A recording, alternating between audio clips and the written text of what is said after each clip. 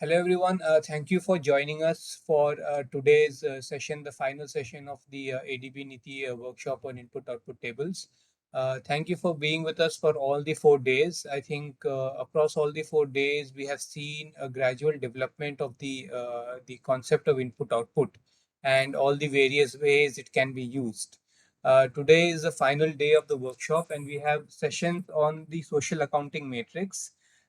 Social accounting matrix is quite interesting. It you can do analysis by yourself, and it can also form the basis if you're in CG modeling. So we will be quite keen to hear more about this. So I'll now be playing the video on social accounting matrix.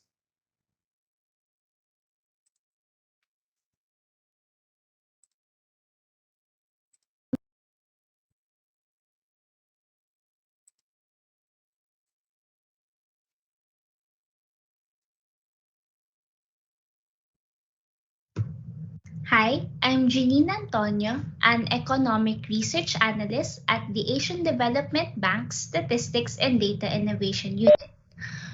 Throughout the workshop, you have been introduced to the foundations of input-output framework, input-output analysis, exports decomposition, GBC indicators, as well as network analysis.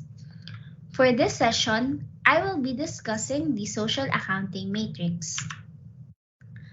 The outline of my presentation will be as follows.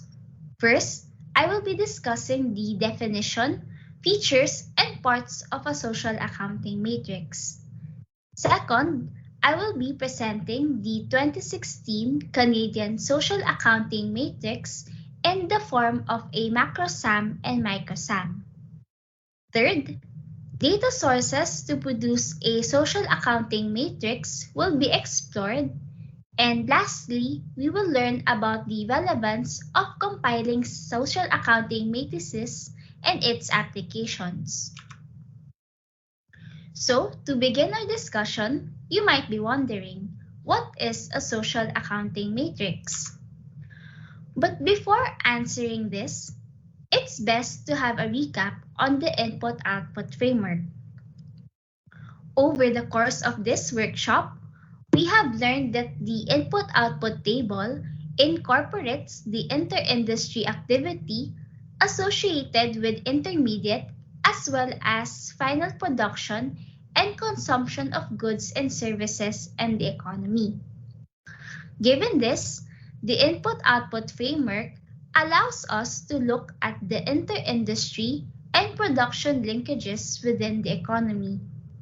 However, this may not be enough in providing a better picture of an economy, as the input-output table does not elaborate on how incomes are distributed and how agents interact with one another. So with the social accounting matrix, we can overcome some shortcomings of the input-output table. As an extension of the input-output framework, it provides a more detailed characterization of the roles of labor, households, and the social institutions of the economy.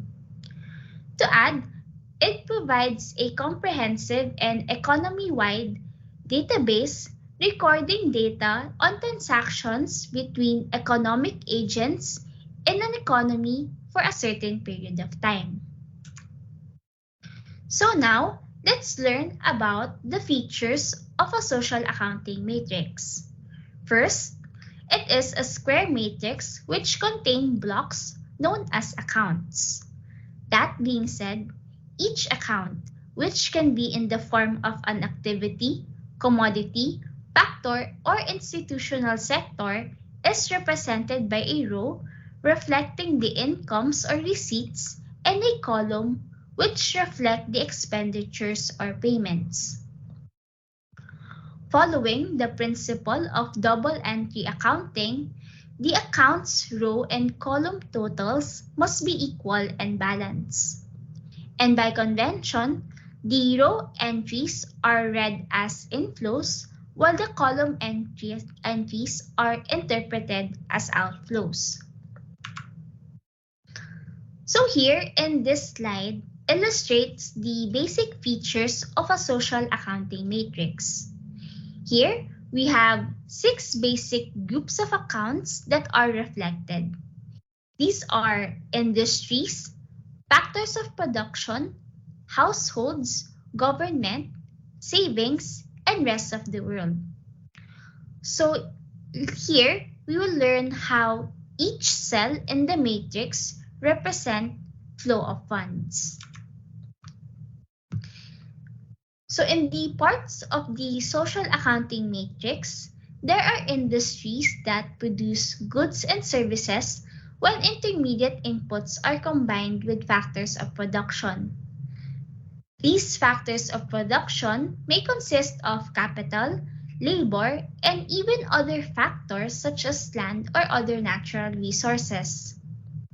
It is important to note that the disaggregation of production factors, such as breaking down of labor by occupation or income, can be helpful in coming up with a more detailed analysis or social accounting matrix. These factors of production receive income from productive activities in the rest of the world. Income in the form of wages and rents are distributed as expenditures by factor accounts to owners of factors of production, which are the domestic institutional sectors.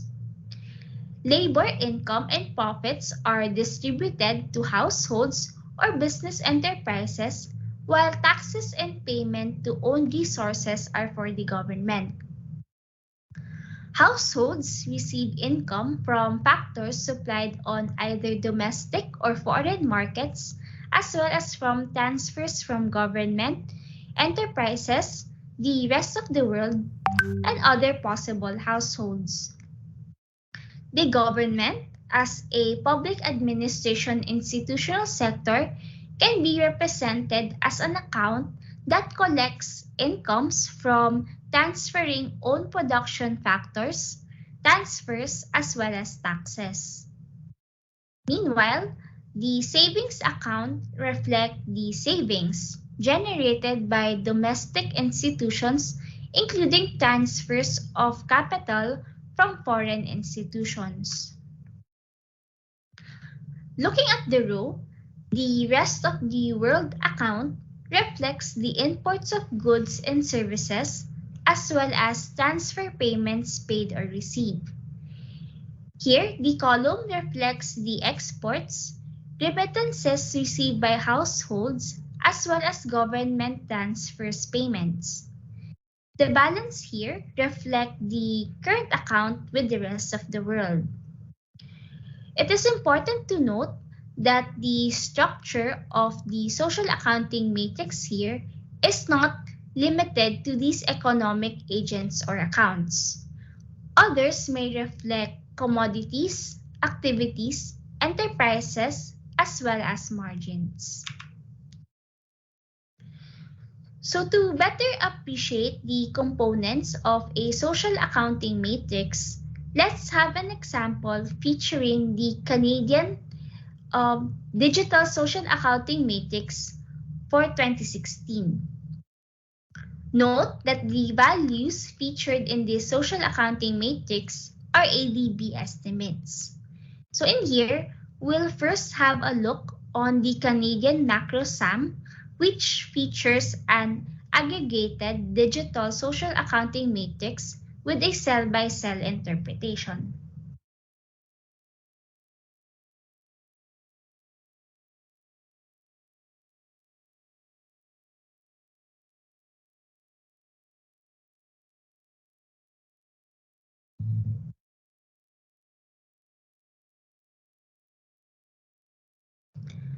As you can see in the Excel file, it features the following components.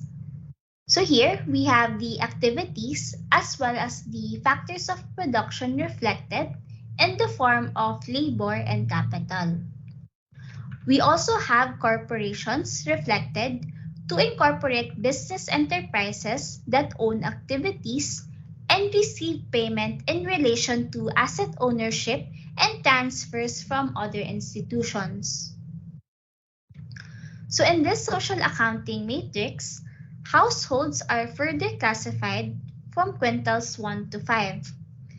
As you can see, the household final consumption of goods and services is also disaggregated by quintiles. Other features include the non-profit institution serving households or NPIS, government, net activity taxes, taxes on products, income taxes, savings investment account to reflect the gross fixed capital formation here, changes in inventories, as well as the rest of the world.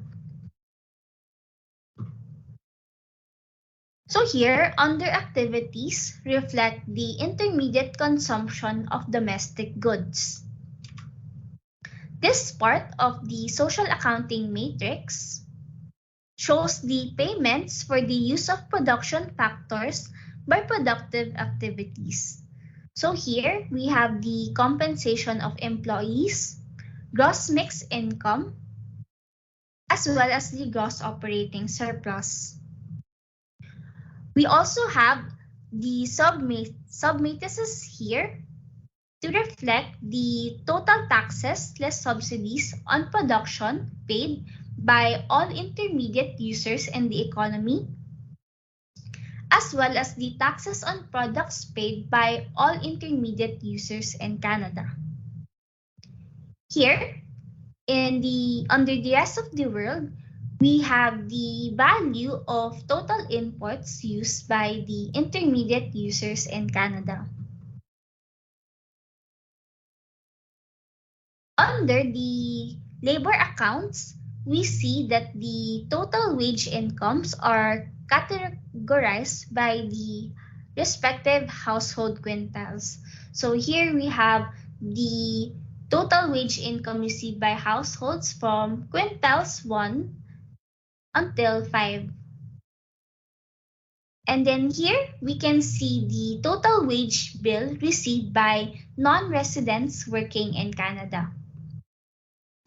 So under capital, we also have here the net mixed income received by households by quintiles 1 to 5. And under the savings investment, we also have here to reflect the consumption of fixed capital.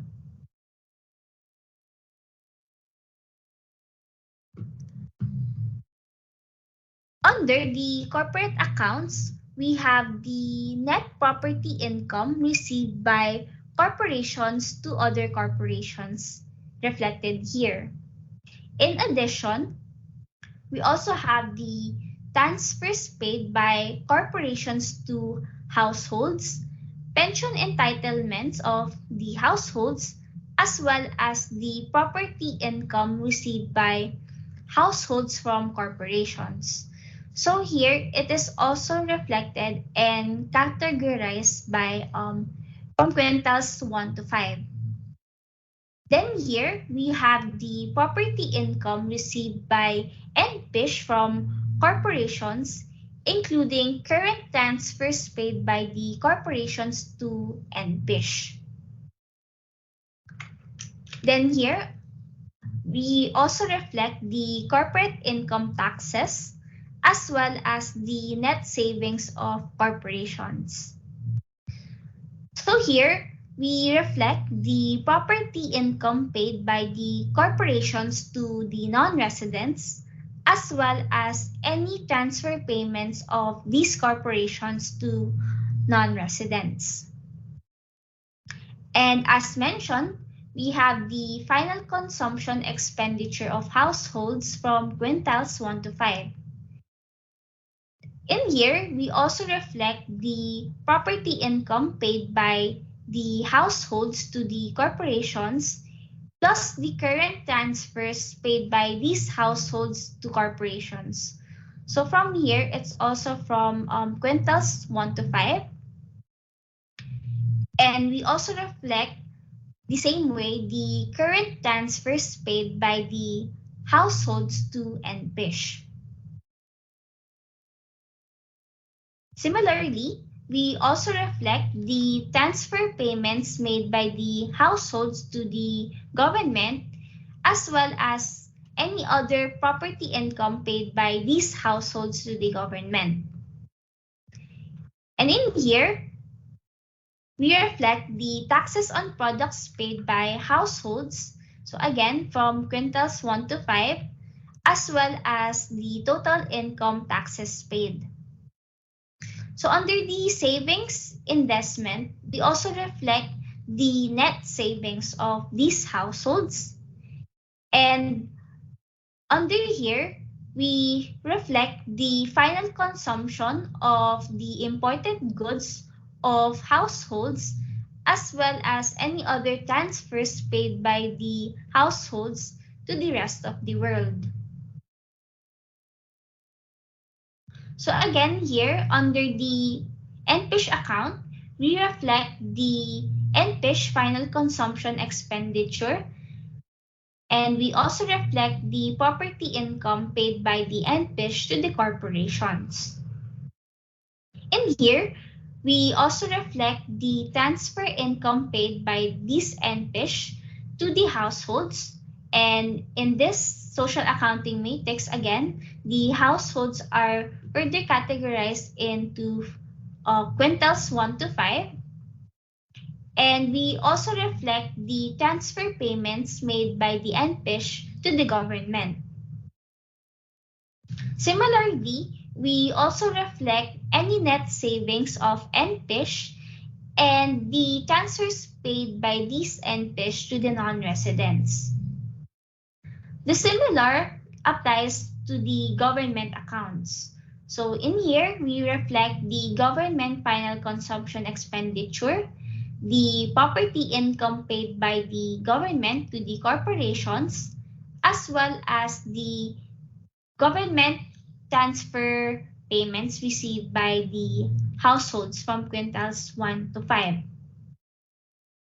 So again, we also reflect the transfer payments received by the NPISH from the government, as well as any net savings. And then here, again, we reflect any current transfers paid by the government to non-residents. So these can be in the form of any foreign aid.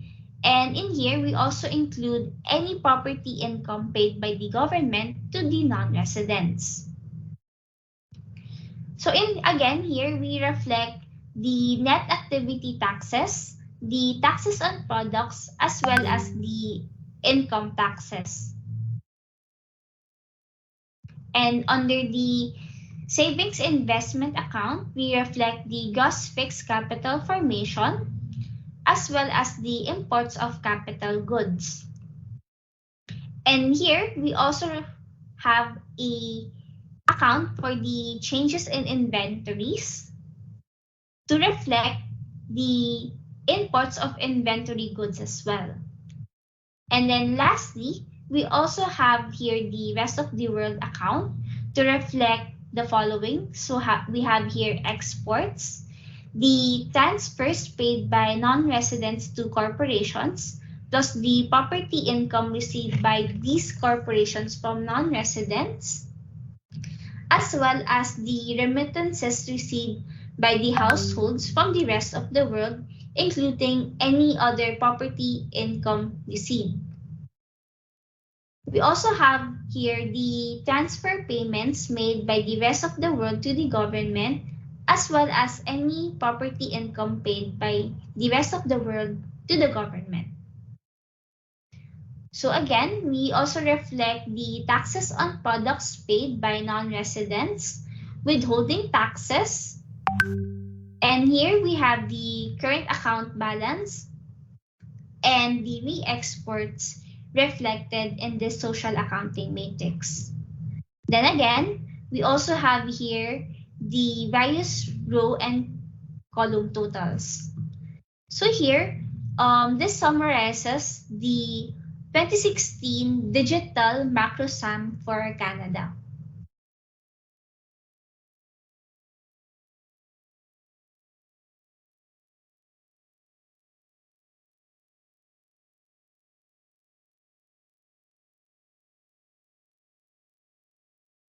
So again, the table presented earlier is called a macrosum, which provides a general overview of transactions among the different accounts in the economy.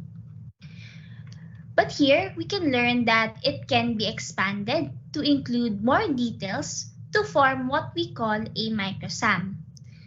It can include more industries such as agriculture, manufacturing, services, as well as more institutions such as the non-financial corporations, financial corporations, and non-profit institutions.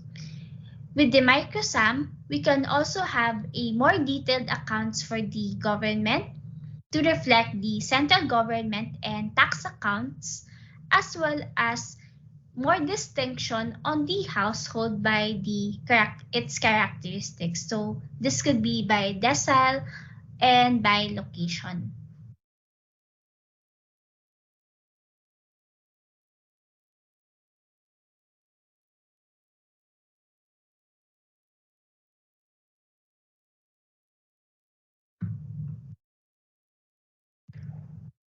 So as you can see in this Excel, we have the 2016 Canadian microsum with a digital economy aggregation having a total of 253 accounts. So here it includes 236 production accounts, as you can see here in the industries. We also have three-factor market accounts here reflected. So here we have the labor, mix, and gross operating surplus. And we also have the two accumulation accounts reflected under the savings investment account and changes in inventories. So here in this microsum, we also have 12 institutional accounts to reflect the corporations, the households from quintals 1 to 5, the NPISH, government, the taxes accounts. So here we have the net activity taxes, taxes on products, income taxes, as well as the rest of the world. So for more information on the production accounts, you can refer to the label sheet for more details. So in here, we have the descriptions for the corresponding industries.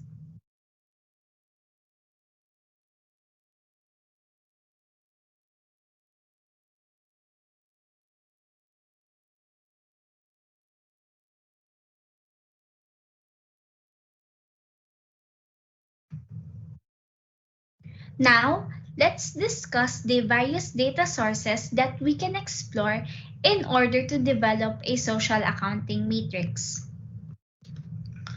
As you may have noticed, the compilation of a social accounting matrix is very data intensive and requires the use of different statistical sources.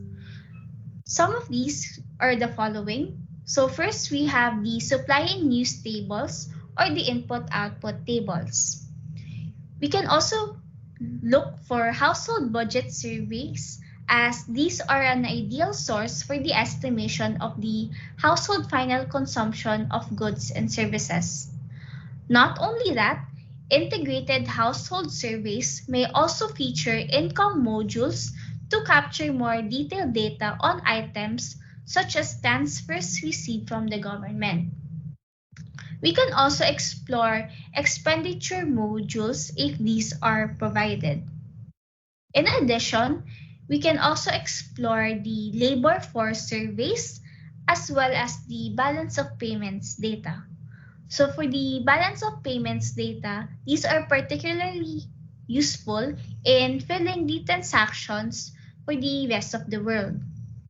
For the government budget data, we can also make use of this to reflect items for the government accounts as well as the use of the tax of or customs data to reflect items for the tax accounts. So there are instances when data on investment and capital formation are provided by statistical offices for the development of their satellite accounts. It is also important to note that the data reconciliation must also be performed if there are discrepancies in the data sources. So now that we have learned about the structure of a social accounting matrix as well as the various data sources required in order to construct one, you might be wondering, why should one be interested to compile a SAM in the first place? So first, it allows us to observe how economic agents are linked in the economy. With this, the social accounting matrix can be used to perform different types of analysis. So these include multiplier analysis, impact evaluation, and CGE modeling. It is also worth noting that the social accounting matrix will allow the building of a CGE model when one wants to assess a shock in terms of its impact to an economy. With the social accounting matrix, the CGE model can be calibrated and policy simulations can be conducted. So for more information on the social accounting matrix multiplier analysis and decomposition, my colleague Marvin will discuss more on this topic. So that concludes our virtual workshop session on the first part discussion on the social accounting matrix. So again, thank you all to the participants of this virtual workshop.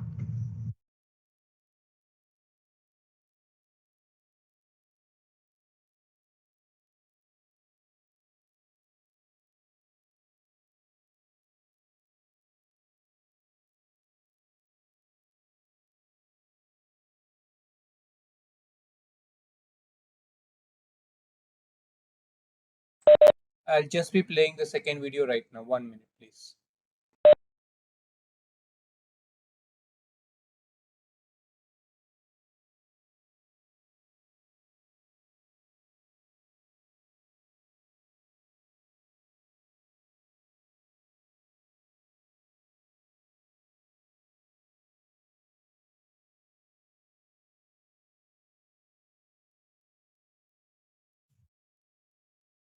Good day, everyone. I'm Christian Marvin B. Zamora, a consultant at the Asian Development Bank, and my session will center on multiplier and decomposition analysis using the social accounting matrix.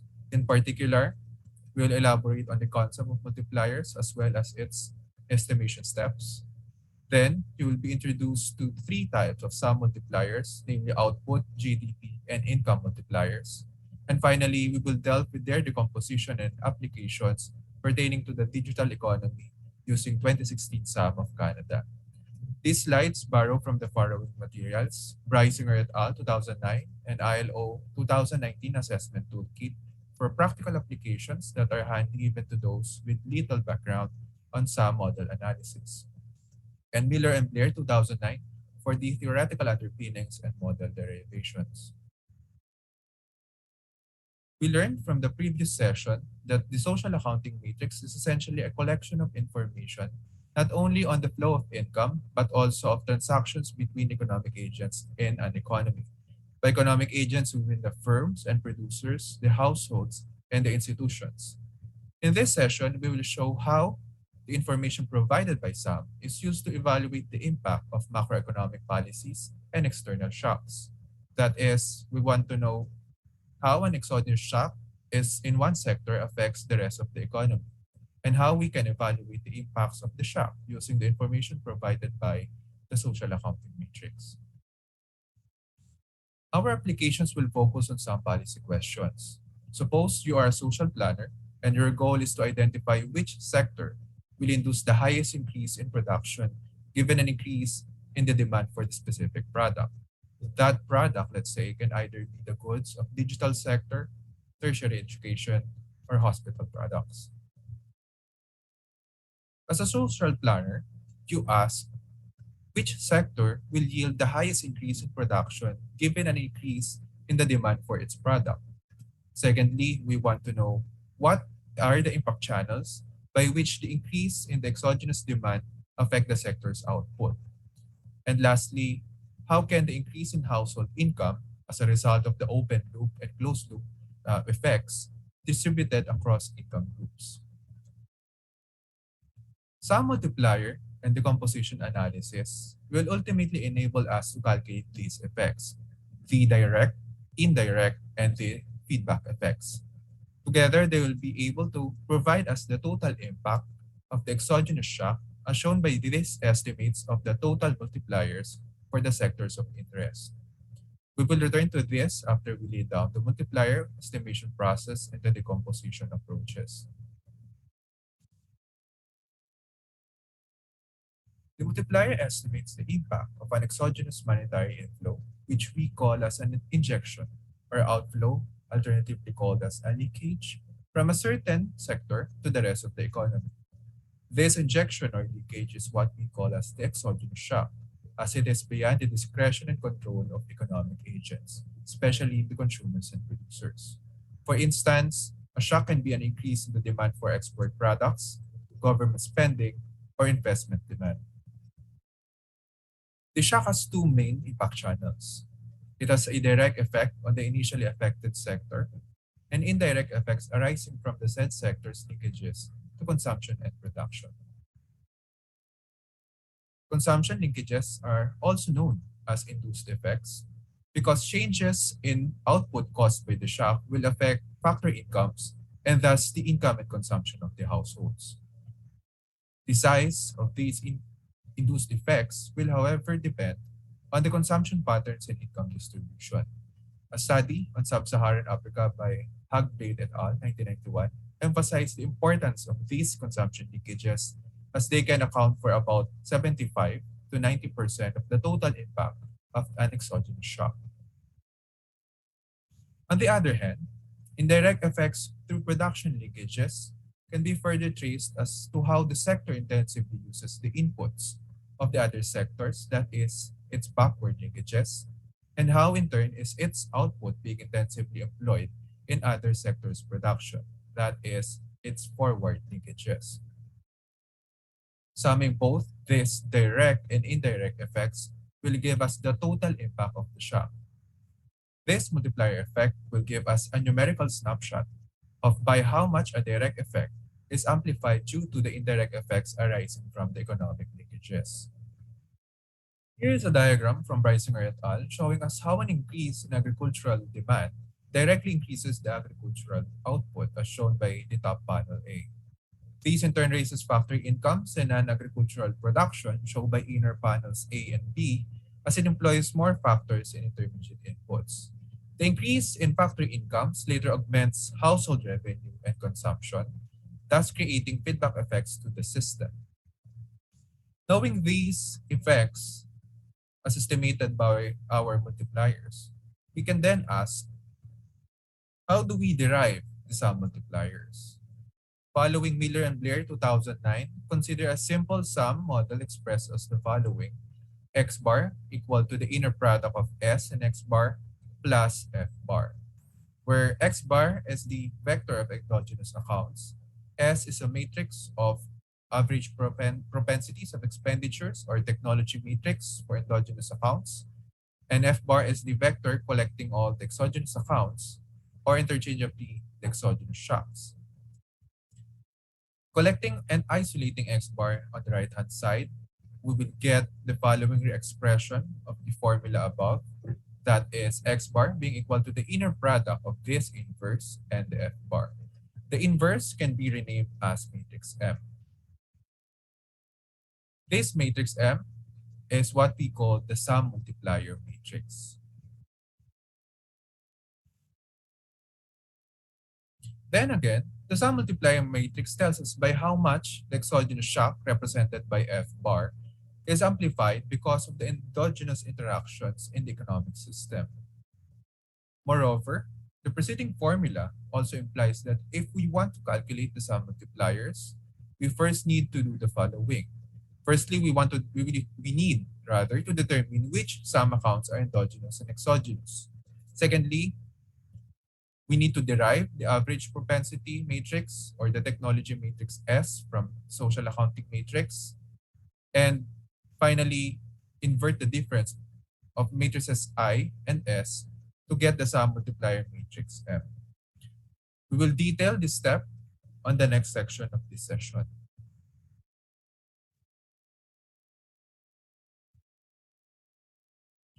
Like in IO analysis, the social accounting matrix can also be used in assessing the effect on an economy of changing elements that are exogenous to the model. We can also generate multipliers from the elements of the relative inverse, which in case for sum, that is the sum multiplier matrix M that we wanted to derive. With that in mind, it is vital to know which sector should be deemed exogenous and endogenous.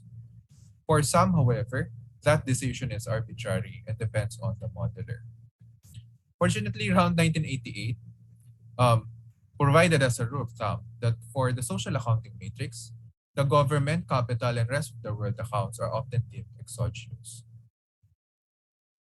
We may also recall that the social accounting matrix can be represented in two ways, the reduced form or the fully articulated form. Our demos will mostly focus on reduced form as we aim to highlight the estimation steps and the composition process. We begin by determining the endogenous accounts. In our example adapted from Miller and Blair, these endogenous accounts are the three industries, namely the natural resources industry, manufacturing industry, services industry, and also the three classes of households, which are low income households, the medium income households, and the high income households. The exogenous accounts are capital, government, and the rest of the world, which follows from the arguments or conjecture um, earlier provided by round 1988. Shown here is the reduced form sum that we adopted from Miller and Blair 2009, and this is example 11.1. You can see that the rows and columns in gray are the exogenous accounts. Next, having determined the endogenous and exogenous accounts, we need to identify some matrices first before we can derive the technology matrix S. First of which is the Z bar matrix, which is the matrix of inter-industry transactions with final demand and value-added categories. In reduced form, the Z bar is essentially comprised of submatrices A, being the technical coefficient matrix for the industries, the final coefficient matrix C, and the matrix of endogenous coefficients that distributes institution and household income, which we call H. And this is the construction of the Z bar in matrix form.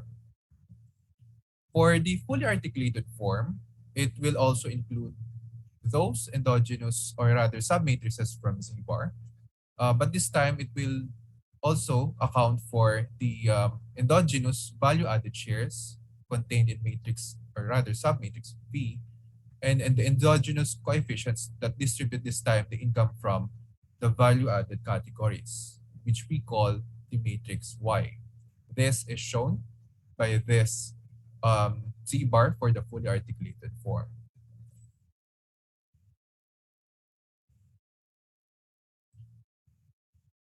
Finally, we need to derive the inverse of matrix X bar hat, which contains the diagonalized column or row totals of the endogenous accounts. Getting the matrix product of Z bar and the inverse of X bar hat will give us finally the technology matrix S. For the fully articulated form, we don't need to go over this formula. We can simply obtain the Z bar entries by dividing each element of Z bar with the corresponding column total. So just to show you this submatrices using the example we adopted from Miller and Blair. For example, 11.1, this portion here encircled or rather boxed is the Z bar matrix. And these are the elements of the Z bar matrix. So this is a reduced form. That's why we only have 4 submatrices for the Z bar. And then also from the sum, we can distinguish the X bar matrix. Remember, this X bar matrix is the vector that contains the column or row totals of the endogenous accounts. So we don't include the totals of the exogenous accounts as an element of the X bar. Now, if we're using the reduced form, we need to convert the X bar matrix into or rather the X bar vector into a diagonalized matrix containing the column totals, and that is our X bar hat matrix shown here. So we essentially have the column totals of the endogenous accounts as the diagonals of this X bar hat matrix. So once we obtain this diagonalized matrix, we can now solve for the sum multiplier matrix, or rather the technological matrix S, as the inner product of the Z bar matrix and the X bar hat inverse. So we need to invert first that diagonalized matrix X bar hat and thereafter get the inner product with Z bar. So shown here is the um, entries of the S matrix, or the technology matrix S. The third step is that we obtain the difference between the identity matrix I and the technology matrix S as shown here. So in Excel, you might find the formula M unit as handy in constructing the identity matrix.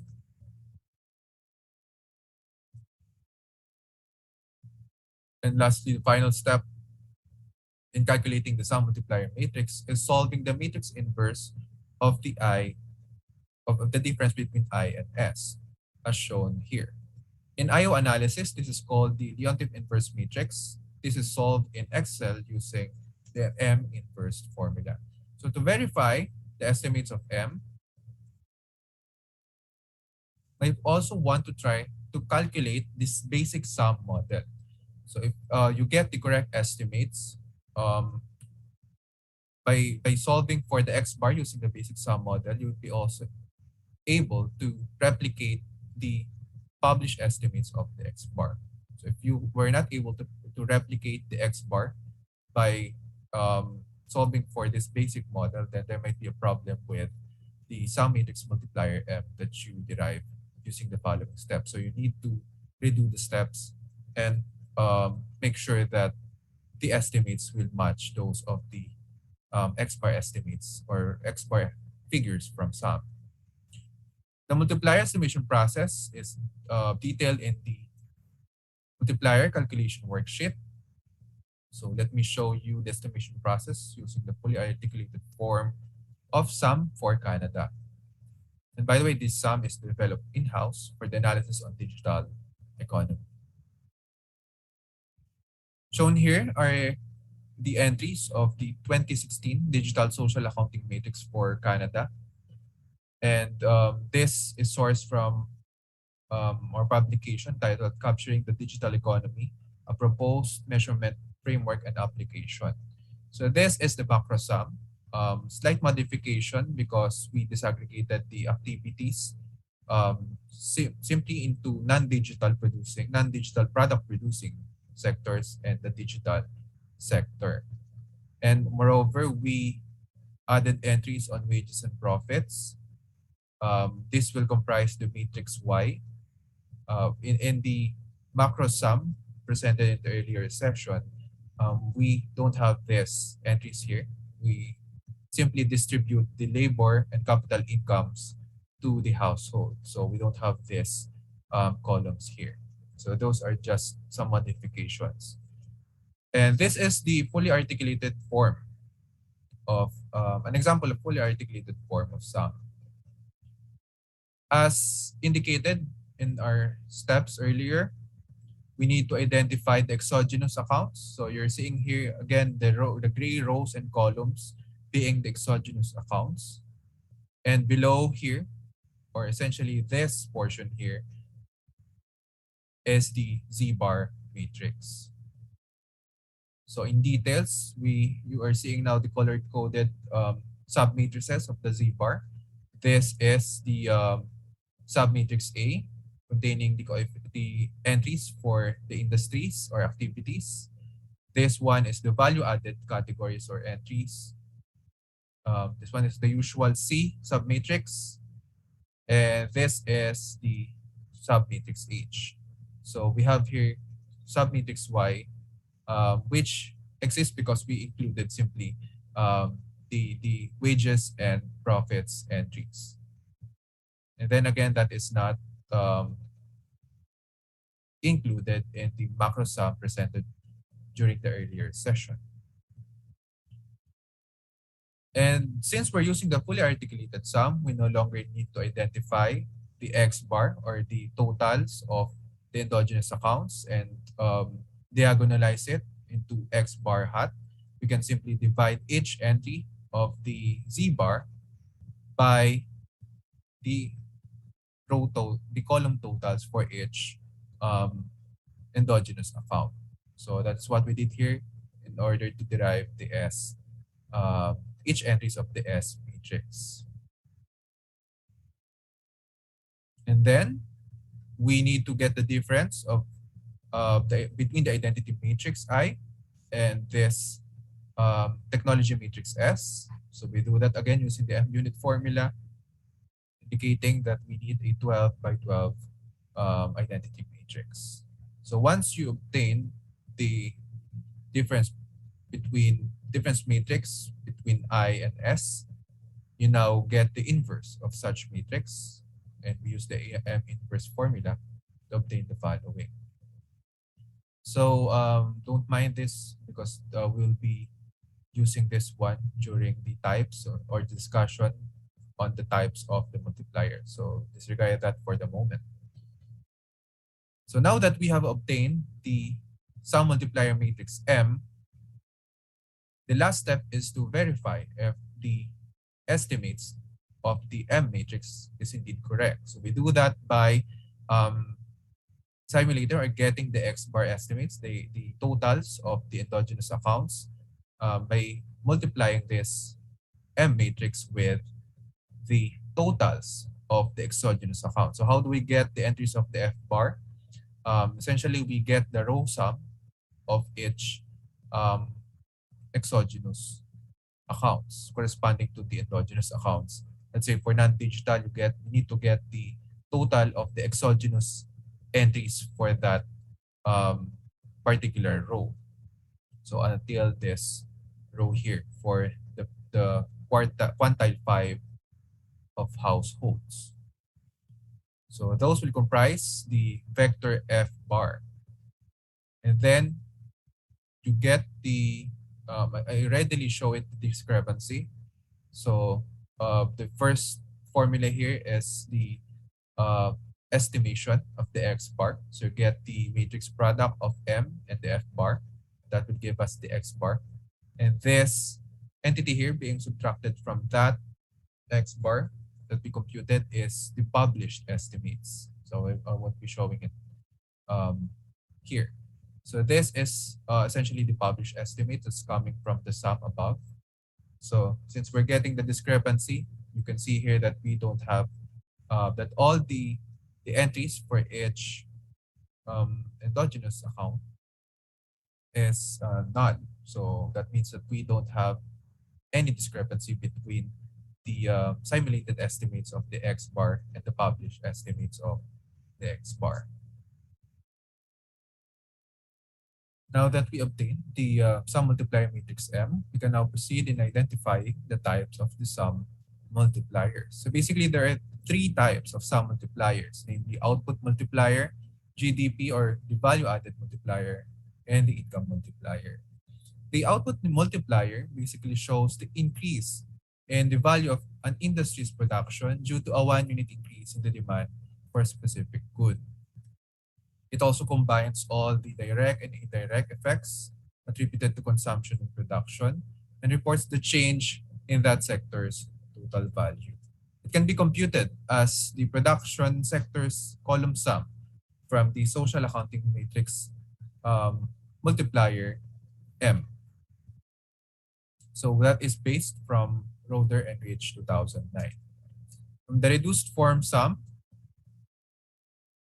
uh, enclosed here are the multipliers for services. So if we add that up, we will get the output multiplier of services being equal to 3.86. So that simply means that for a dollar increase in the demand for services, we should expect that its output will increase by $3.86.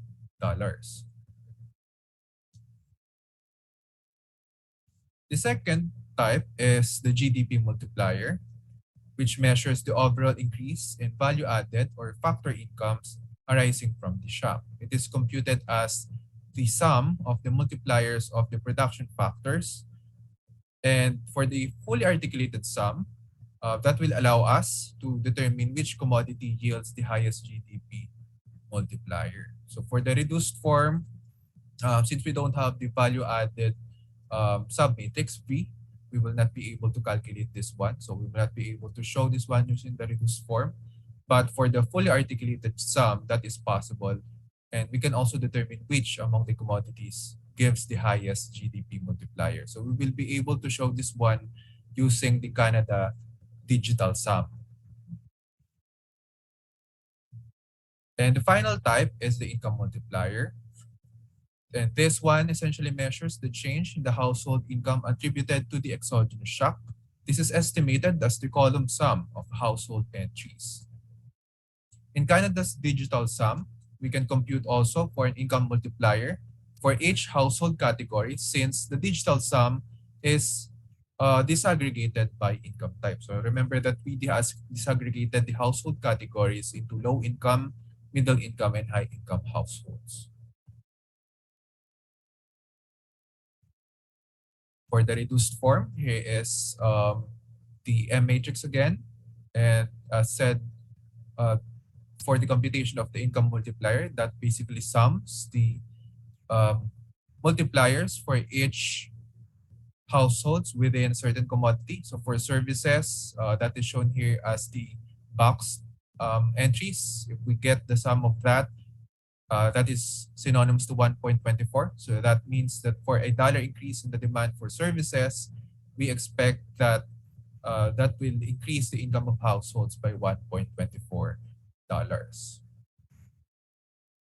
Let us show now the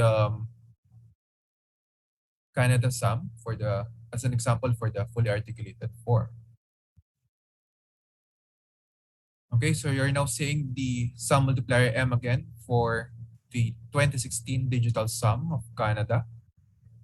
And the first multiplier here is the domestic output multiplier, which is the sum of these two components under the digital sector and corresponding to each production activity, the non-digital and digital production activities. So we obtain a value of 2.04, which means that for every 1 million Canadian dollar increase in the exogenous demand for digital products, we should expect that Canada's gross output will increase by 2.04 million Canadian dollars. So this is by how much the gross output of Canada will increase given the shock on the demand for digital products.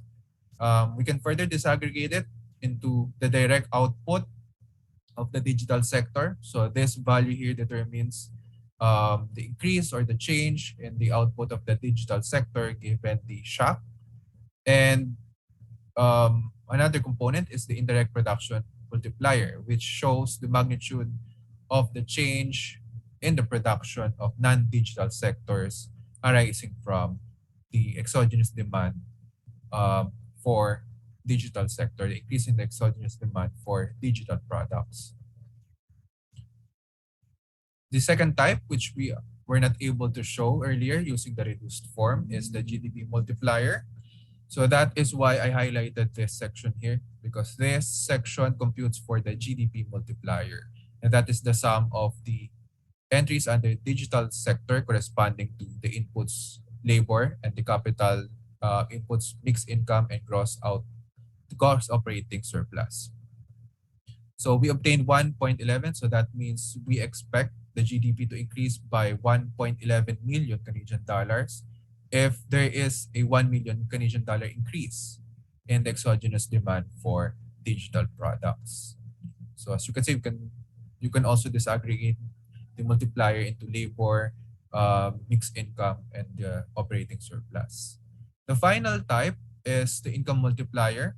So as we have discussed earlier, that is the sum of all the multiplier entries corresponding to each household types under the sector of interest. So these are the entries for the income multiplier. So if we sum that up, we will get a value of 0.65, and that is by how much the income of household will increase if there is a change or an increase in the demand for the digital product. So if, let's say if there's a 1 million increase in the exogenous demand for the products, 1 million Canadian dollar increase in the demand for the digital products in Canada, you should expect that household income will increase by 0.65 million Canadian dollars. And since, again, the 2016 digital sum for Canada disaggregates uh, the households into 5 quintiles, income quintiles, you can further determine the increase or the change in the household income by such type. So as you can see, the highest increase is projected to be that of the fifth quintile of the high income households. The next part of the session is about the decomposition of sum multipliers. And the first type of decomposition approach that we can employ using the sum multiplier is what we call the multiplicative decomposition. So for a dollar increase in the demand for the product of a sector J, um, that increases the economy's total output by M dollars. That is essentially the understanding or the interpretation of the sum multiplier matrix M. However, using the multiplicative decomposition, we can further disaggregate or decompose the total effect M into three distinct effects, being estimated by matrices M3, M2, and M1. M1 essentially defines the direct effect multiplier. So that is why it is between the the increase in the exogenous demand for product of sector J, which is the exogenous shock itself, and the increase in the output of sector J. So that reflects the direct effect of the shock on the output of the sector initially affected by the shock. So this M1 measures that direct effect, and it is also known as the own multipliers.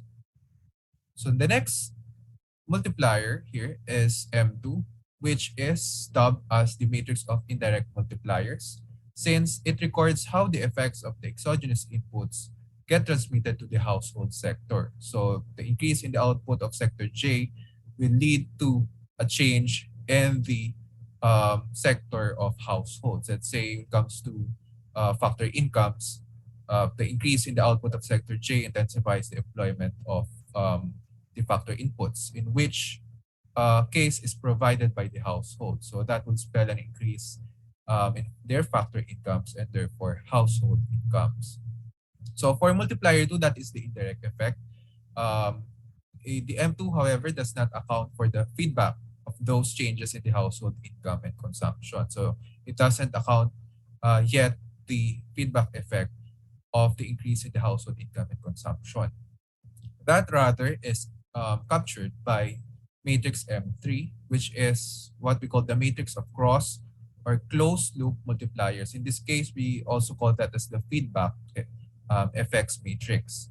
That is because, as we have said, it captures the feedback effects. So for instance, if there's an increase in the demand for agricultural products, remember pricing et al.'s circular flow, that increase in the demand for agricultural export product intensifies the production, which in turn increases the demand for the inputs and therefore the household income. That impact of the change in the household income and consumption, going back to the production of sector J again and the other sectors, would be called the feedback effect. And that is shown here as the loop, which is identifying the M3 matrix. So if we multiply or get the inner product of those three matrices, we will be able to get the sum multiplier matrix M, which we calculated in the previous part of this session. So then how do we derive these effects? So first is you need to recall the reduced form sum from Miller and Blair, because that is our example. And um, we still need the estimated matrix S, even if we are able to estimate the uh, the sum multiplier matrix M. Why? Because the estimated matrix S needs to be redefined as follows. We need to express matrix S, the technology matrix S, as the sum of the matrices Q and R, in which matrix Q contains only the submatrix A for the reduced form, while matrix R contains the other submatrices of S. So in this case, we have matrices C and H, or the matrices for the final consumption of household, and the matrix H, which distributes the income coming from the inputs, or the factor incomes. So once we are able to identify or obtain the Q and R matrices, we can now calculate matrix T as the product of the inverse of I, as the product of the inverse of I minus Q and matrix R. We can thereafter calculate matrices M1, M2, and M3 using the following formulas. So we'll not go on details with this one. We'll just show it as a demo using our worksheet for the reduced form.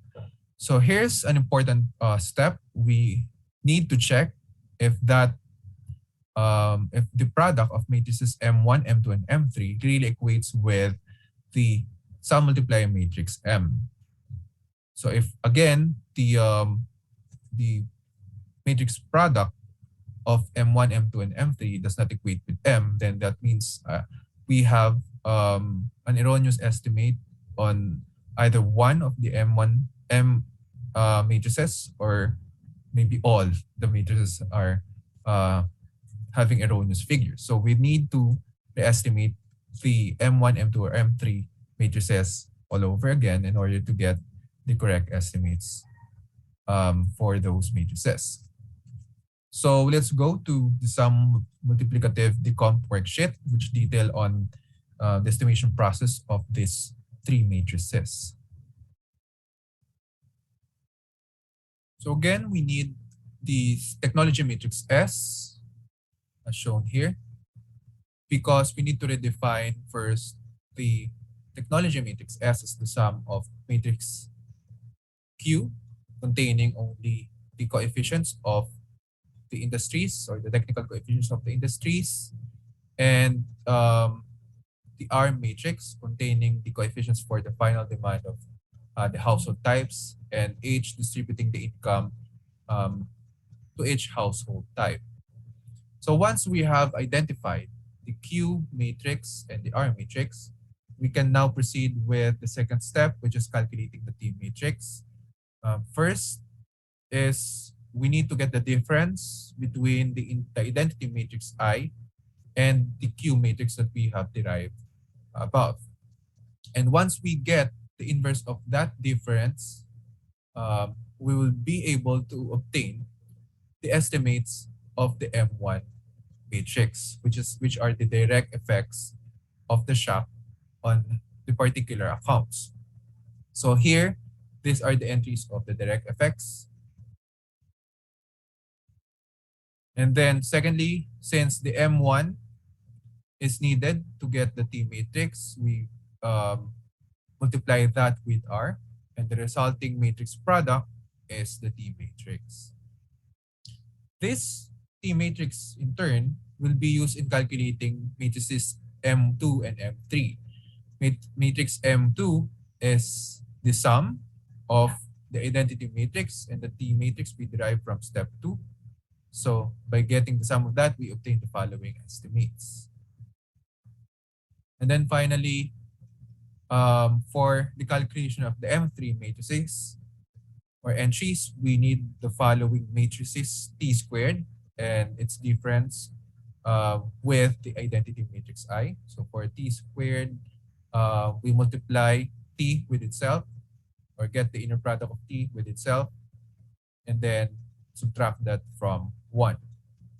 And once you obtain that this matrix here, get the inverse and the estimates of M3 is obtained. So this M3 corresponds to the feedback effects and M2 corresponds to the indirect effects. And the most important step is to check the estimates of the three matrices if that equates to M. So what we did here is we get the inner product first of M2 and M1 and then the inner product of M3 with the matrix product of those two um, earlier matrices. So now that we obtained this um, inner product, let us check the discrepancy with the sum multiplier matrix M. So these are the entries of the sum multiplier M. Just get the difference of that. And we can see here that there are no discrepancies between the entries of M of the matrix product M3, M2, M1 and the sum multiplier matrix M. So we are now sure that estimates that we got for the three matrices are correct.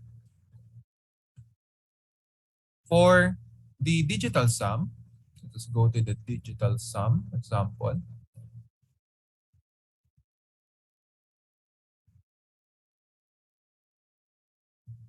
The multiplicative decomposition has a slightly different approach, but still we begin with the technology matrix S because again, we need to redefine it as matrix Q. So this time it is no longer um, defined or the matrix Q no longer contains the submatrix A, it also contains the submatrix H. So remember this is um, the section of the sum that distributes the income to households and institutions. Since we're only considering households here, basically this only contains the household incomes.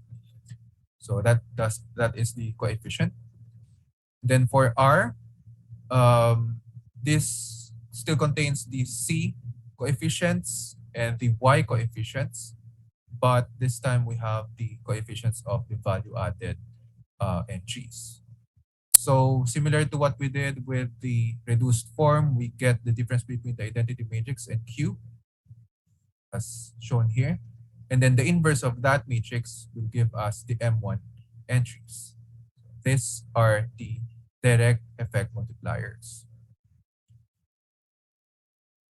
From M1, we can multiply that with R, and that gives us the T matrix, which will be used in deriving the matrices M2 and M3. Now for M2, instead of adding it up directly with the identity matrix, we first need to get the matrix product of T and itself so that we can get the T squared matrix. So this is this entry here. And then to get the M2 matrix, we add the T matrix to the identity matrix as well as the T squared that we have obtained here. So essentially, the formula for M2 is the sum of the identity matrix I with T and the T squared. So this is the M2 matrix. And then finally, for the M3, we need the following matrices, the T cubed. So we multiply the T squared with the T matrix to get this T cubed entries. And then subtract T entries. So this should be T raised to 3. So we subtract the T cubed from the identity matrix. And then the inverse will give us the M3 multipliers. So these are now the feedback effect multipliers. And finally, the last step, we need to check this one. So we get the inner product of the three matrices, first with M2 and M1, and then the matrix product of the two will be multiplied with the M3, and we obtain the following. So checking, we won't be computing the matrix M again here. We just get the difference between the inner product of the three matrices with the multiplier matrix M shown earlier. And since the difference only contains null entries, that means that the estimates that we got for M2, M1, M3 are all correct. The next type of multipliers would be the additive multipliers, and we will detail on that for the next slides. But bear in mind that we have three types here: the own multiplier, essentially M1, the open loop multiplier, and the closed loop multiplier. The additive decomposition analysis is first proposed by Stone 1985 and further developed by Pyatt and Round 1985.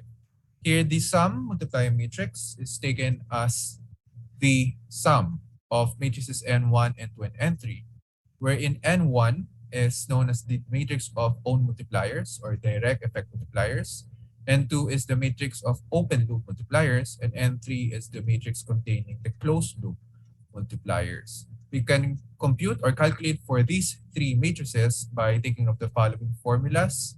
N1 is synonymous to M1. N2 is the difference between the matrix product M2, M3, M1, and matrix product M3, M1.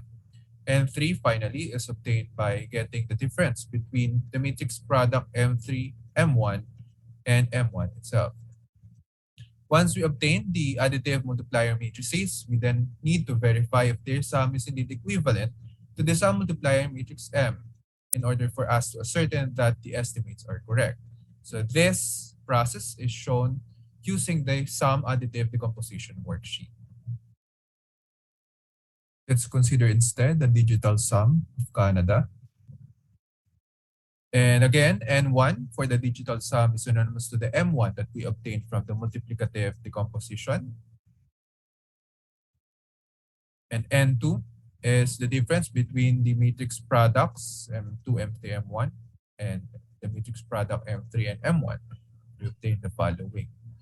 And then again, if we want to know the direct effect of the shock on the digital sector, that is computed by the column sum of this of the digital sector for N1. If we want to compute for the open loop effects of the shock on the digital sector, then that is computed as the column sum of this N2 matrix for the digital sector. And for N3, again, we compute that as the difference of this matrix product and M1. And if we sum the entries that we obtain for the digital sector, that would give us the closed loop effect of the shock. So here we have those estimates. For the own multiplier, that is 1.52. For the open loop multiplier, that's 1.76. For the closed loop multiplier, that's 0.52. And if we sum that up, that should be equal to the M multiplier known as the cumulative effect using the sum multiplier matrix M that we obtain. Part of our session is about applications. And therefore, we can now return to our policy questions. Again, we want to know the overall economic impact of an exogenous increase in the demand for digital products, tertiary education, and hospital goods. On the question about which sector yields the highest increase in output, our decomposition estimates using Canada's 2016 sum was able to show that the hospital sector will enable the highest increase in output. Its estimate suggests that if the demand for the hospital products in Canada increased by 100 Canadian dollars, we can then expect that output would increase by about 454 Canadian dollars, or more than 4 folds. The digital sector's output, on the other hand, will increase by more than threefolds, as well as that of the tertiary education. We now ask, how do we estimate the impact channels or the indirect closed loop and open loop effects given the impact channels of the exogenous increase in the demand? Well, we can do that by using the additive decomposition analysis proposed by Stone. And we did that for the digital sector, and these are the estimates. For the digital sector, the additive decomposition showed that through the direct effects, as represented by N1, its output will increase by 1.52 times relative to its level before the shock. The output of non-digital sectors will increase by 1.77 times due to the indirect effects and as represented by N2. And thereafter, the feedback mechanism further amplifies the effects by another half as represented by N3 equal to 0.5. Finally, how is the income increase distributed among the households? We can further show that by taking into account of the household multipliers for each decomposition matrices or estimates. In fact, estimates suggest that for all household quintiles, the hospital products will command the largest increase in terms of the overall impact of the shock. Digital products, conversely, will register the lowest increase. The same inference can be made when we consider the impact of the shock on the households via the open loop effects and its feedback mechanism on consumption and value added via the closed loop effects. And thus, aside from the sectoral analysis of the impact of an exogenous shock, we can further extend it to more comprehensive topics such as the reconciliation of social accounting data, regional development policy, marketing integration of Europe, analysis of labor productivity, the spatial patterns in income and wealth generation, and also on social and environmental indicators. However, despite the analytical power of the sum, multiplier, and decomposition analysis, it also has its limitations. In particular, for the sum, we assume that the price is fixed since we're using only sum for a single year. So in our case, for the digital economy of Canada, we're using only the 2016 sum. So here, the price is assumed to be fixed, and thus the analysis is only good for short-run models. We cannot include intertemporal models. We cannot include long-run models in the analysis. Moreover, the behavior of producers in particular are also limited because of the assumption on the Leontief reduction function. So always the employment of capital and labor is always in fixed proportions. So thereby, we are not allowed to have other degrees of substitution between the said production inputs.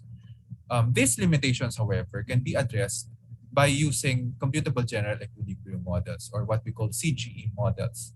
Since CGE models always use sum, the social accounting matrix, to calibrate the model parameters. So there are blocks of equations detailing on the behavior of consumers, producers, the government, and therefore the entire economy. And the CGE model will use the sum data in order to calibrate each assumption or each equations for the economic agents. So therefore, the estimates and simulations that we will be getting from the CGA model will be a much more meaningful simulation or estimates, because those estimates are missing from the usual sum, multiplier, and decomposition analysis. So it's somewhat an extension of the analysis made by sum, but in this time we're applying it for the entire economy and using certain behavioral equations for each consumers and producers, and therefore institutions as well. So that ends our session. Thank you very much.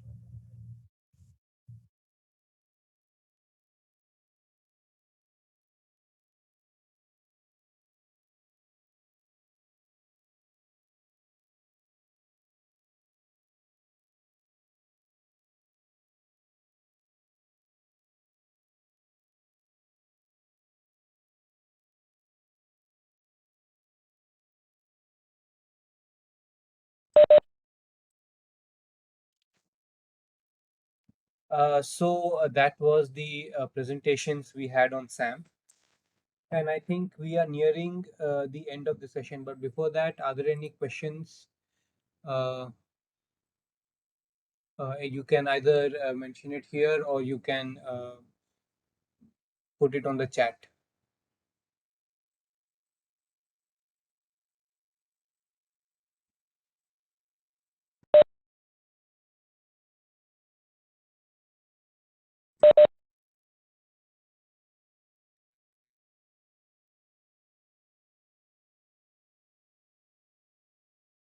If there are no questions, I have a question. I would like to ask.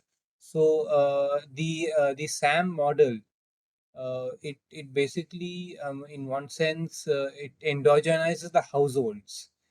Is that true? Like the as I was looking at the SAM model, it didn't seem too much of a too much different from an input output model. But the endogenization of the household was a major part of the SAM model. So if you can just elaborate on that. Okay, thank you for that question, Vishnu.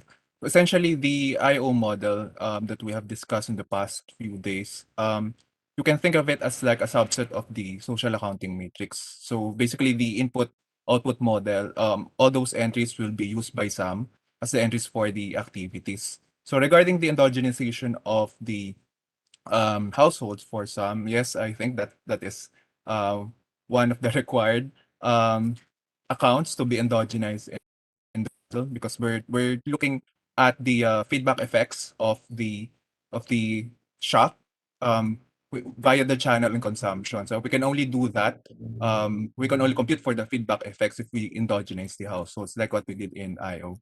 But I would just like to emphasize again that there are many more accounts being added from the IO model, such as the row.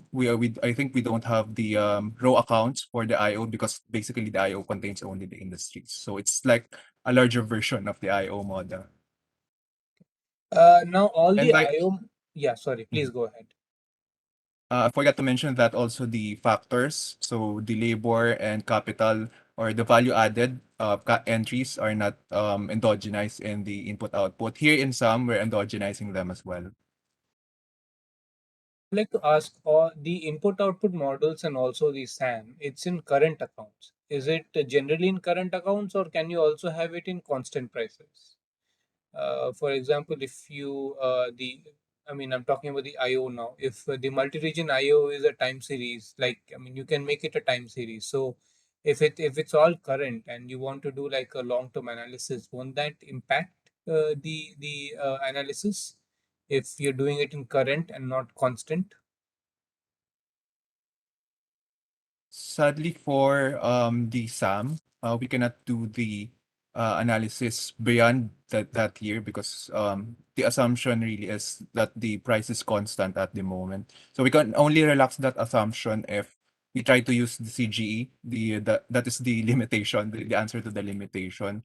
So because the CGE will try to model the behavior of all the consumers. So let's say they're consuming, planning for certain time horizon or time periods. That is only possible if we use the CGE. So for the moment, the sum analysis that we presented is assuming constant prices and only one period of time. Okay, okay. This is operational question. You had shown some calculations, some Excel sheets in your presentations, even the previous speaker. My question is, can those also be shared with us so that we can share it with the participants?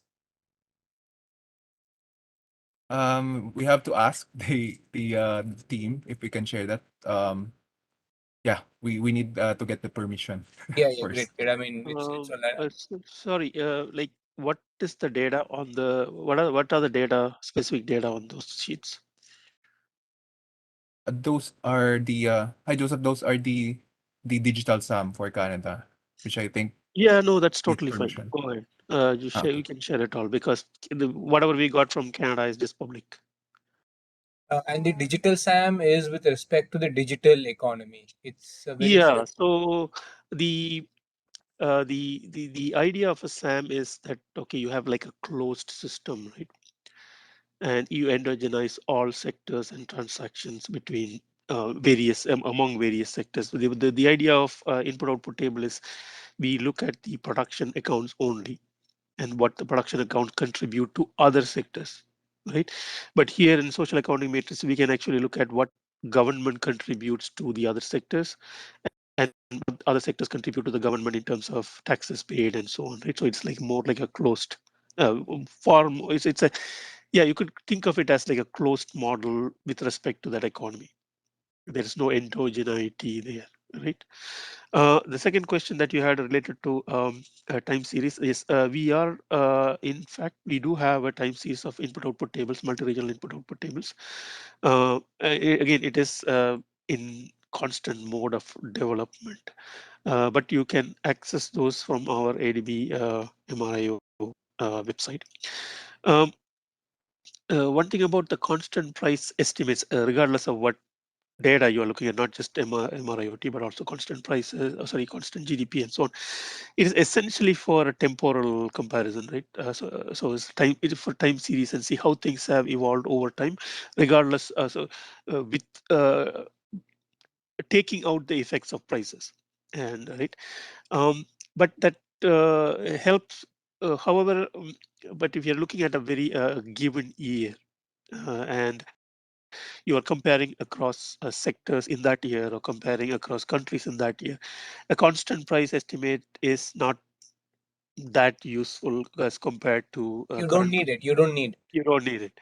And then that's why in most budgetary planning, and you would see the finance departments focus on the current price tables, because they need to know what's happening now.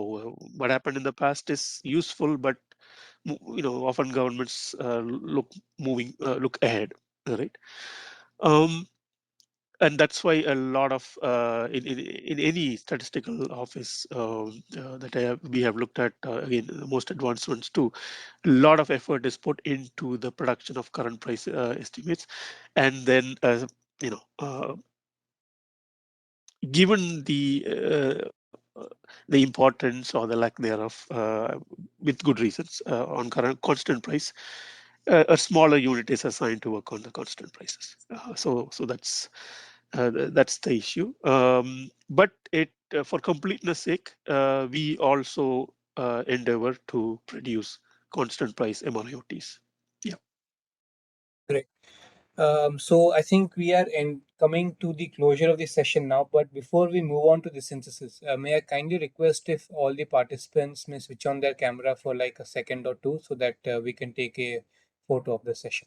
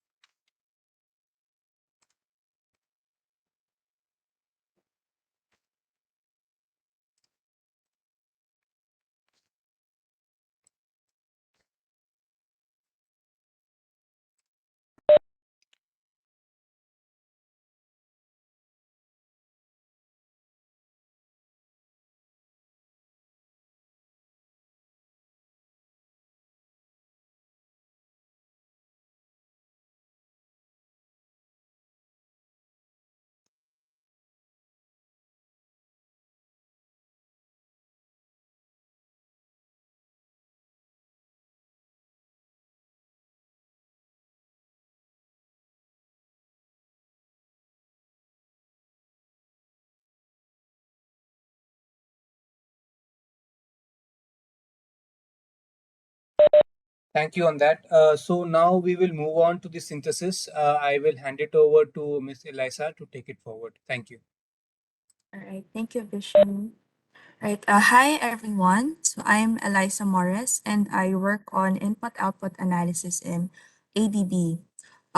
This workshop has been a success thanks to everyone's interest and active participation. For 4 days, we looked at input-output analysis and its extensions. So we started with the foundations needed to employ more complicated IO analysis like those of global value chains and social accounting matrices, as we made sure that we first laid down the groundwork for everyone before venturing to more complicated topics. So for the first day, we learned about the structure of the input-output table, that this table holds information on inter-industry transactions, which is essential in the analysis of multipliers and linkages. Again, multipliers allow us to see the effect to the economy given a change in demand, and linkages give the interdependence of sectors. And we also learned about the demand side and supply side models. And depending on the extent of information available in the IO table, we also looked at open and closed models. And then upon understanding the most basic IO analysis, we extended the discussion to a much bigger perspective by expanding to a multi-regional IO table and looking at interregional perspectives. So for day two, we discussed about cross-country impact analysis, regional multipliers, and spatial linkages. During that day, there was a question on what available years are there for India in the ADB MRIO. So again, we do have the years 2000, 2007 until 2020, and soon we will be releasing a table for the year 2021. There was also a request for the correspondence of the HS codes to ISIC codes, and we will provide this to you after the workshop. And then we then moved on to GVC analysis, where we saw the possibility of decomposing exports by its value-added contents, which is a very important GVC framework since many of the analysis under GVC makes use of this. So among those are what my colleagues have discussed. These are the GVC participation, exports diversification, revealed comparative advantage, and of course, the network analysis. In today's discussion, we have learned that the SAM extends the IO by incorporating the transactions between economic agents. So, in a sense, it is a comprehensive database and accounting framework recording all income and expenditure flows between economic agents in a certain economy for a defined period of time. But as we have demonstrated, the SAM can be an analytical framework that can be used in exploring and predicting effects of various policy interventions. So particularly, our colleague Marvin showed how to perform a multiplier model and its decomposition. And these models allow us to capture the effects that an exogenous monetary transfer could have to an economy and how these effects travel into the system. Although the SAM and the multiplier analysis is a very useful tool, the SAM database can also be used in developing computable general equilibrium models. We hope that this 4-day workshop equipped you with the knowledge you will need in your research. Um, During this workshop, you also showed optimism with trade complementarity index, so you may also explore this as well. Also, as mentioned by my colleagues, there would be no need for you to do the calculations of the indicators, as we already have the GVC indicators uploaded in our website, which is the ADBX. And please know that our team in ADB is always open for collaboration, and we are happy to work with you in your work on IO. So that is all from me, Vishnu. Thank you so much. So back to you.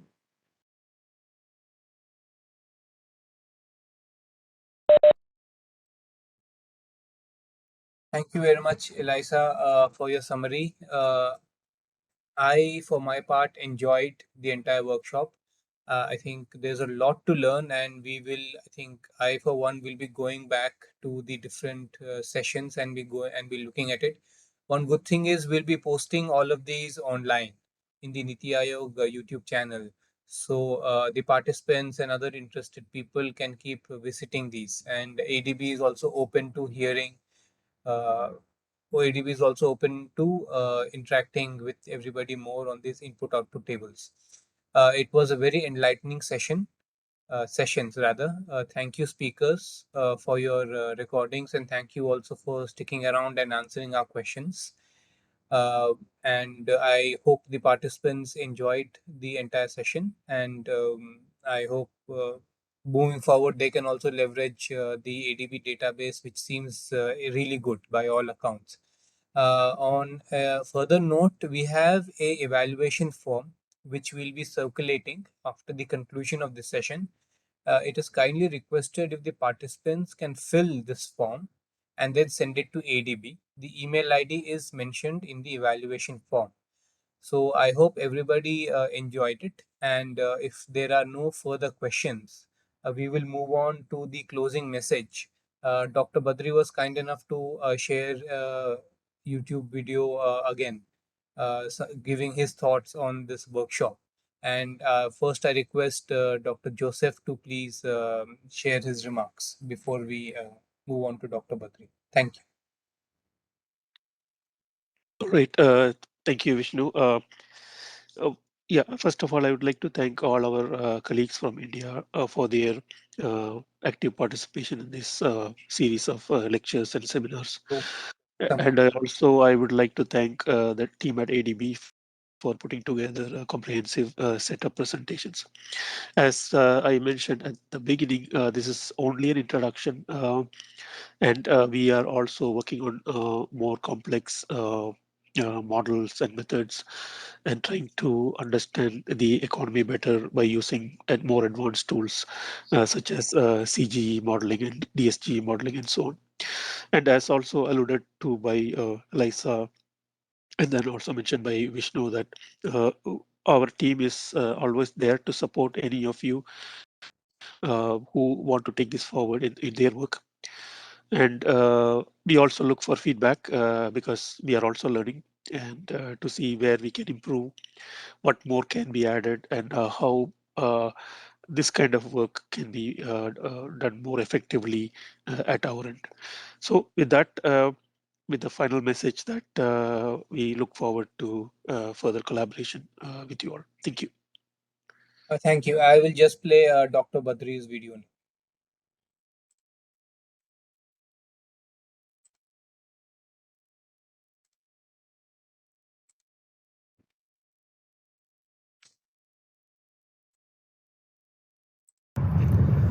Greetings, everyone. I hope all of you had a really teaching time and knowledge enhancing experience as part of this 4 days workshop, which was conducted by Asian Development Bank in collaboration with Niti Aayog's Trade and Commerce Vertical. This has been a rare opportunity for all the participants here to learn and understand the nuances of the multi-region input-output tables in general, and also this ADB's particular data set and model and the framework that has been particularly developed in the recent years. This has several applications, as you have already gone through in these 4 days.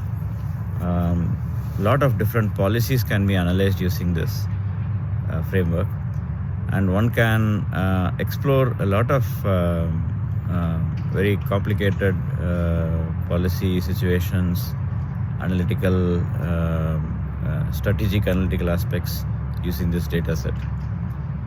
While this is mainly meant for policy level analysis by policymakers, policy analysts, and so on, I also see that this can be equally relevant for the industries. For example, a company which produces some commodities, let's say cars, they have to purchase inputs from different places, and the patterns of their purchases from different places of different inputs may be somewhat aligned with the national level average that is captured by the MRIO tables. So now if they want to take into consideration some kind of supply chain recalibration, some kind of resilience initiative and so on, they can use this framework and do some analysis to understand where are they sourcing things from, where else can they source it from, what would be the impact of the change in sourcing strategy, and so on. So this is just an example. However, there can be several such applications that can be done, and I would encourage all of you to not only make use of this in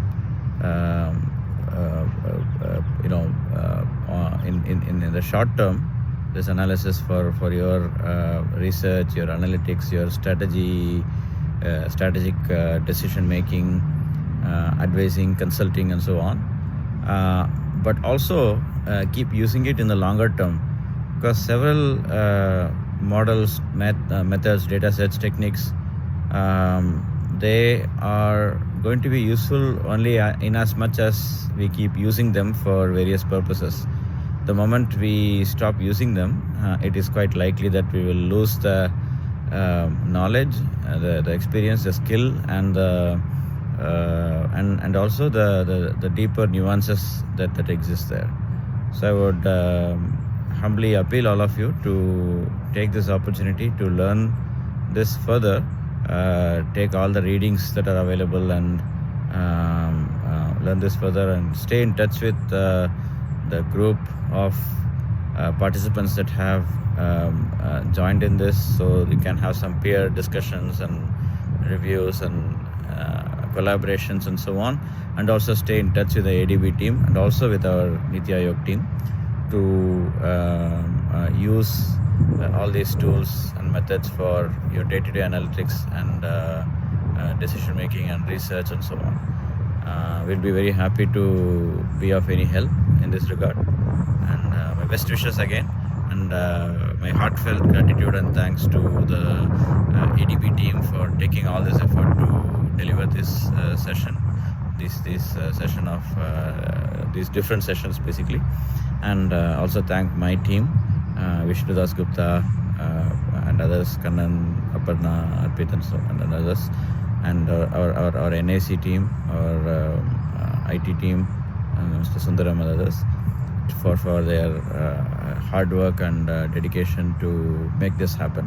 And this was a very long undertaking and difficult, challenging undertaking, and given that this was planned in a relatively short notice, we started planning only a few days ago. I'm very glad that it has concluded on a very positive note. Thank you once again, and my best wishes. Please keep using this, as I already appealed, and I look forward to reading many papers, notes, analytics, and so on coming from this group, and all the others who are participating on this offline after the videos are uploaded on YouTube. So all the best to everyone, and I'm sure you all find it as helpful as I found it myself. Best wishes again, and thanks once again to ADB team and my team at Niti Aayog. Thank you very much once again. Best wishes.